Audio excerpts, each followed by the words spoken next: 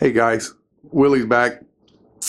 Um, was chastised because I haven't given a real good overview of what we're doing here with this bike, and maybe somebody will find that interesting. Um, had a KX500 years ago, used to be with Team Kawasaki on the drag race side doing some work, and then got a KX500 factory bike, used it for a while, it was a beast, and decided 25 years later to build another one. So purchased a KX500, decided I was going to do what a lot of people are doing, is upgrading the suspension, trying to make it, a little more tractable, a little better bike. So I thought, what would happen if I just decided no budget and I'm just going to buy whatever I want and build it without having to consider cost or time or effort or anything else. So that's what we're doing here. Doesn't make a lot of sense. Certainly doesn't make financial sense, but by God, it's fun.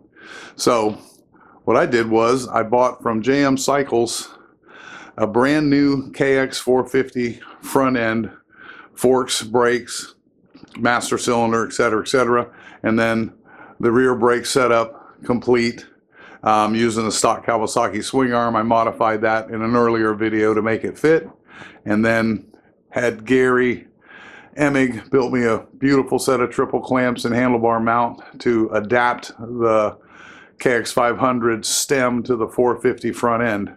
So took the new forks and sent them off to Race Tech to have them redone. Initially I was going to buy the A-kit forks, and then many people explained to me that at my level, and probably most people's level, the difference between buying a set of A-kits and then still having to have them revalved and redone, or taking these and send them to Race Tech and have them do the complete rebuild, probably makes more sense and a couple $1,000s cheaper. But at the end of the day, probably got close to $4,500 in the forks and the triple clamps, and another probably $1,500 in that shock. All I know is there's about $7,000 worth of suspension on the bike, including the the rocker system and links and all that, and so a lot of money. But they were very thorough. Race Tech was great. They asked me a million questions and talked to me multiple times during the process, and I know there's very little left of the original forks because they sent me a box. Basically they're using the outer tubes, the caps, and the inner tubes, and everything else was canned. Same thing with the shock. Everything in that has been replaced. It's got a bigger shaft in it, different reservoir. I don't understand all that, but they set it up preliminarily for me, and I think with some dialing in it will work perfect. With somebody at my level of riding, which is borderline retarded, I don't think I would know the difference between a $10,000 set of forks and the stock ones, but they're telling me that it will make a drastic difference with the KX450 forks, so we'll see how she feels. Anyways, that's where we're at for now. We'll go over the rest of the stuff, the brakes. Now I will go over the brake. I guess I can go over that. To use the 450 master cylinder in one of the earlier videos, I had a long-winded explanation of spacing it out and yada yada yada.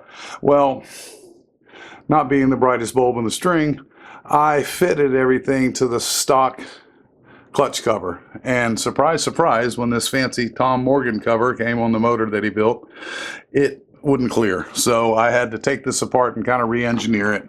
Redid the mounting of this. Actually had to put a tab on the brake because I moved it out so far that this stop wouldn't touch it. And then the KX450 foot pegs and mounts that are down here, they have a tab right here that sticks up, and the spring comes over and lays across it, and that's a stop for that spring. Well, I had to take that off and then rebend the spring and hook it down here.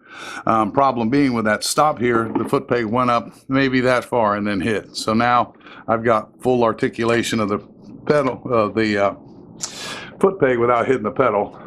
And then everybody said, "I'll just bend the foot peg." Well, I took a brand new $100 thing and tried to bend it and snapped it off. It's laying around here somewhere, so another live and learn. We won't try that again.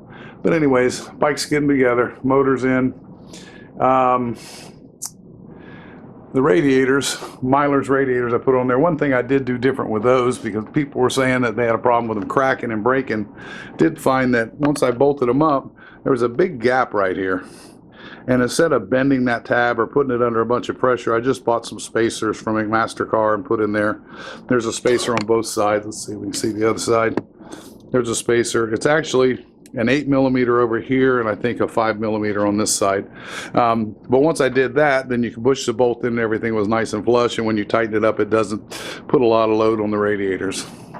So that's pretty much it. So we'll get back, we'll hang the pipe. Got the pipe over here, a really nice pipe from Jonathan Bell.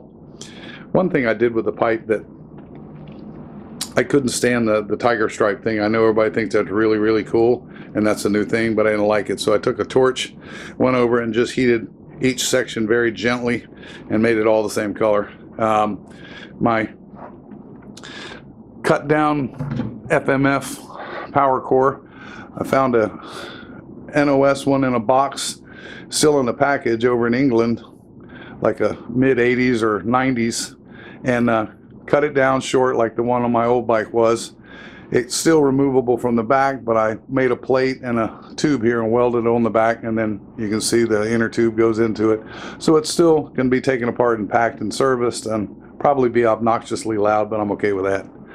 But anyways, that's where we're at so far.